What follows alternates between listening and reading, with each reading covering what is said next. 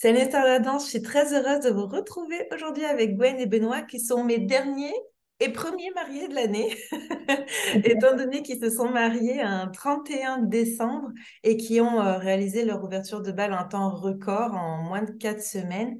Merci pour les 10-15 minutes qu'on va passer ensemble. Premièrement, je voulais savoir, est-ce que tu te rappelles, Gwen, comment tu m'avais trouvée? Parce que je pense que c'est Gwen qui m'a trouvée. Oui, Ouais. c'est moi. En fait, j'étais sur quelques groupes de mariage sur Facebook. Et puis donc, j'ai vu des mariés en fait qui avaient participé au défi des 6 semaines. Et donc, je me suis dit, bah allez, pourquoi pas. Et donc, j'ai pris contact avec toi. Mais il ne nous restait plus 6 semaines. Et vous restez, j'ai dit 4 semaines, mais c'est ça, hein, il vous restez 4 semaines. Oui, je pense que j'ai pris contact avec toi. Il restait 5 semaines et tu m'as dit que c'était possible. Et puis le temps de tout mettre en place. On l'a fait en pas de 3 semaines. Ouais, je pense qu'on a fait 3 semaines. Oui. Alors, comment vous aviez choisi votre musique? Parce que vous m'étiez venu avec votre musique coup de cœur déjà. Oui. En fait, nous, on s'était déjà mariés civilement le 30 avril 2022. Et donc, on avait fait notre ouverture de bal sur cette musique-là, qui est importante pour nous. Et donc, on avait décidé de refaire l'ouverture de bal sur la même musique. Et c'est qui, j'aime beaucoup poser cette question, c'est qui a créé votre ouverture de bal au final? Ouais, tous les deux. Avec tes conseils, mais bon, enfin, avec Ah, c'est vous deux, c'est vous deux. Et alors, comment ça s'est un peu passé les coulisses? Comment vous avez choisi les figures? Est-ce que vous avez des petites anecdotes? Combien de temps vous êtes entraîné aussi avant le jour J? Alors, on va dire qu'on a regardé les tutos ensemble. Et donc là, on avait noté un peu ce qu'on aimait bien. Et c'était en, pas trop difficile qu'on pensait. oui, ce qui, à la base, ne devait pas être trop compliqué pour nous. Et ensuite, on a regardé quelques chorégraphies des autres couples. Et donc, on a fait un mix pour nous, qui nous Ok. convenait. Et j'avoue que le jour où on a créé la chorégraphie, Benoît était de très mauvaise humeur parce que lui, il trouvait que ça n'avançait pas, ça l'embêtait, il fallait quelqu'un à côté de nous pour nous diriger. Et après, quand on l'a monté, ben, ça s'est mieux passé. C'était vraiment un déclic, en fait. Je sais pas. Des fois avant, on se prenait, enfin, on avait difficile au niveau des pas de la valse. Et, euh, et puis là, ouais, c'est vrai que d'avoir fait le montage, ça, ça s'est mis en place et ça a vraiment bougé, quoi. Ça donnait quelque chose, je trouvais. Donc là, c'était plus facile pour moi. Ok, ok. Et c'est quoi votre figure préférée à l'un et à l'autre? Moi, quand je la fais tourner, j'aime bien. Comme ça? Non, non, À la à fin. la fin, le porter. Ah, ok. Et toi, Gwen? Moi aussi, moi, j'avais vraiment bien cette partie-là. Porter qui, petit astérisque, ils étaient très sûrs, vous étiez très sûrs de vous, qui n'est même pas dans le défi. Mais on s'est débrouillé pour le réaliser, mais ils m'ont carrément pondu un porté qui n'était pas présent. Et ok, est-ce qu'il y a une autre petite anecdote par rapport à la préparation? Euh, En fait, on s'imaginait qu'il fallait répéter énormément, mais c'est vrai qu'une fois que la chorégraphie a été faite, donc on a répété, je ne vais pas dire tous les jours, mais un jour sur deux, et on faisait 2 ou 3 fois la chanson. Et puis voilà, c'est toi qui nous avais dit, il ne faut pas répéter une demi-heure ou 1 heure par jour. Et effectivement, ben, on ne l'a pas fait. Après, peut-être que si on avait répété une demi-heure ou 1 heure par jour, on n'aurait peut-être pas oublié La basse. la base. Ah, c'est pas dit, hein, j'ai des mariés qui s'entraînent vraiment intensément et que le jour J, par stress, etc. Oui, alors oui. Bon, ça, c'est le jour. Ok. Du coup, on arrive au jour J et là, pour le coup, je n'y étais pas. Comment ça s'est passé? Alors, on n'a pas répété concrètement la chorégraphie le jour J avec nos tenues, mais par contre, à un moment, on était dans la salle du bas où on faisait l'ouverture de bal, et alors on a fait quelques pas pour voir comment ça se passait avec ma robe, et on s'est rendu compte que ça allait. Donc, on s'est dit, ben, ça va, pas besoin de répéter complètement, et ça s'est bien passé. Ouais, très bien. Oui. Donc, notre petite partie d'oubli, mais que personne n'a rien vu, même nous. Même moi, quand je vais la vidéo, je me suis dit, ah bon? Ah oui, ça... Parce qu'on l'a regardé le lendemain, on ne s'en est pas aperçu. Et puis, c'est le surlendemain, quand je t'ai envoyé la vidéo, j'ai de nouveau regardé la vidéo. Et là, je dis à Benoît, je dis, ben, on a oublié la valse. Et oui, Et donc, voilà. c'est pour ça que je propose de marier de la refaire un autre jour au cas où, etc. Et vous avez fait, dans mon souvenir, vous avez fait votre ouverture de bal quand, lors du déroulé de la soirée? Il était ben, tout compte fait 21h au lieu de. Ouais, c'est ça, Ouais, 21h. ouais. Euh, Après après le repas, après le fromage. Ok, ok. Et ça a été quoi comment ça s'est passé? Ça a été quoi votre réaction quand vous l'avez faite, quand vous l'avez terminée, vos invités, est-ce qu'ils vous ont dit quelque chose? Déjà, votre piste, elle était magnifique. Avec les lumières, vous êtes les premiers mariés qui ont les lumières. Oh, superbe. Merci. Vas-y, dis-toi.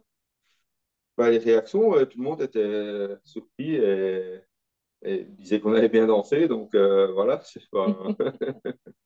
Et moi, ben, ouais, je disais que c'était passé super vite en fait.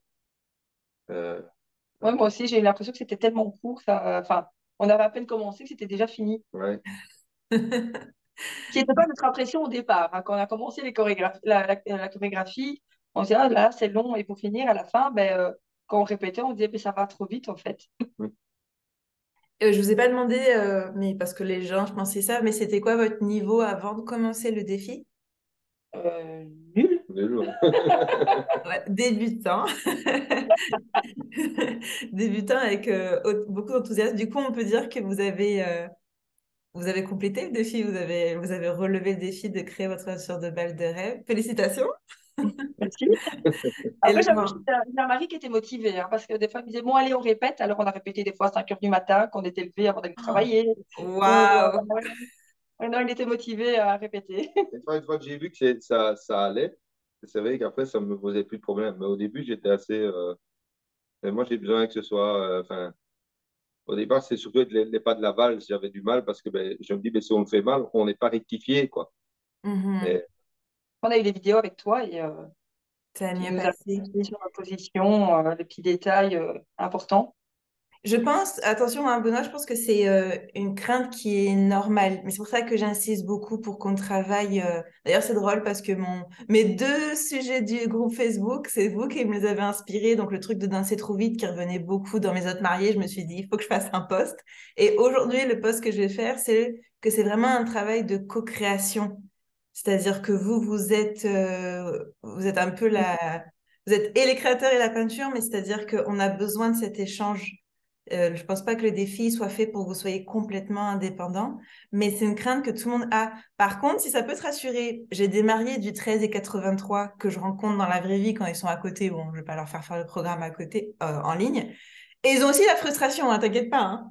Et pourtant, je suis à côté, dans le sens où c'est moi. Donc, ne t'inquiète pas, c'est pas spécifique au programme en ligne. Tu sais, quand la figure, elle part pas, tu crois que je n'ai pas des couples qui se disputent au studio? Ah, si, c'est pour ça que je suis là. On croirait que le fait que je sois là, pas du tout.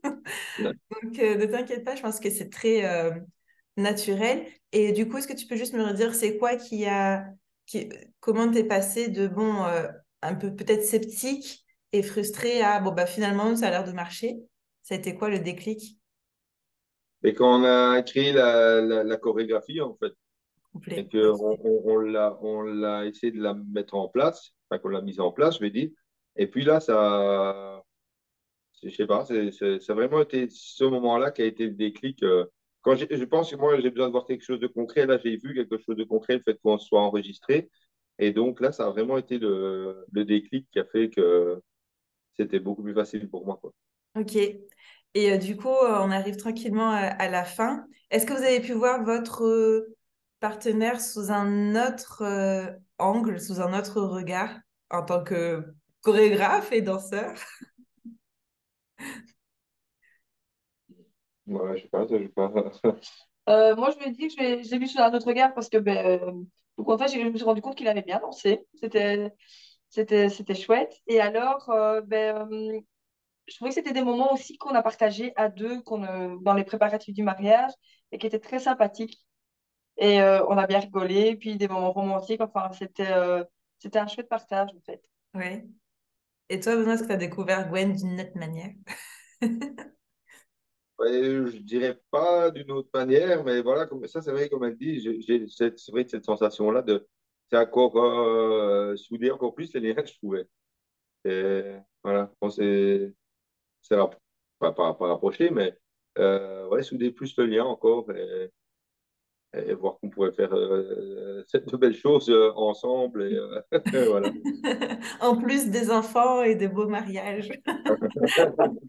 Ok, parfait. Ben, écoutez, j'aime bien beaucoup terminer sur deux conseils que vous auriez peut-être un chacun. Donc là, il y a des futurs mariés de 2023 ou 2024, ou je ne sais pas quand est-ce que les gens vont regarder cette interview, qui veulent peut-être commencer, qui n'ont pas, ça arrive parfois, ils n'ont pas de professeur aux alentours, ou alors ils ont un emploi du temps qui n'est pas du tout compatible avec les enfants pour aller en école. Bon, bref, ça serait quoi, vous, maintenant que vous avez fait votre tour de balle de votre salon, ça serait quoi votre conseil pour ces mariés qui commencent de zéro? Ouais. Ouais, de un, faut être, enfin, juste avoir un petit peu de motivation, parce que bon, au début, c'est vrai que quand elle m'a dit, ah, ben, on ferait ça. J'avais dit, ah, ben, ça aurait été bien qu'on fasse quelque chose, une danse, parce que ben, enfin, moi, je ne savais pas danser. Et là, ça a été, ben, ouais, il faut juste s'y mettre et un tout petit peu de motivation. Et après, c'est vrai que ça va tout seul, quoi. J'ai vraiment trouvé ça comme ça. Un peu Merci. sceptique au départ, mais après, c'était super simple.